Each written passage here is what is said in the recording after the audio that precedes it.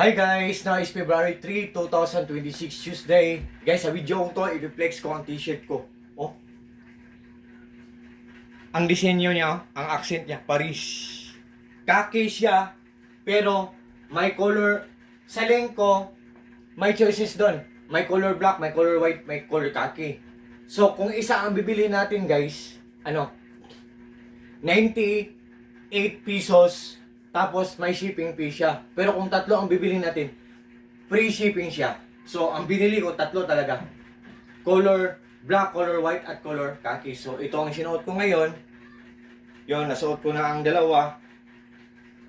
Yun, nakasampay pa. So, yan guys.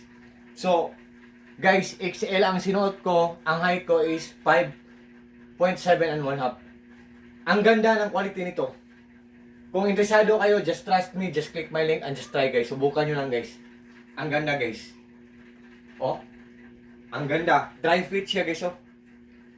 Kung lalaban natin for just a few minutes lang, kung malakas ang hangin kahit walang init, matutuyo na siya.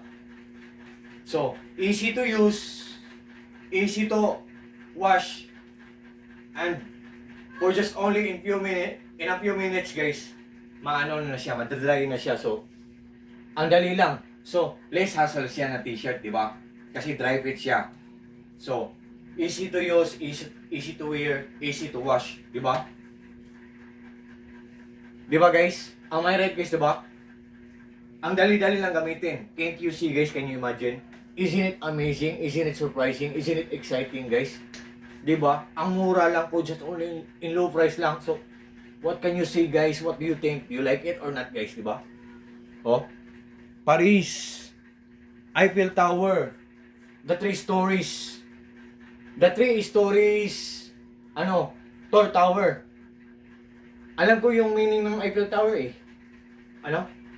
The 3 stories and 300 meters tall tower from the country of France in the city of Paris, and also known as the city of love, di ba?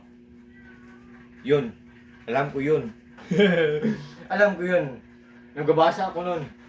So, sa lahat po ng mga friends ko, thank you so much po sa trust po at support. God bless po sa ating lahat. Or God bless us all.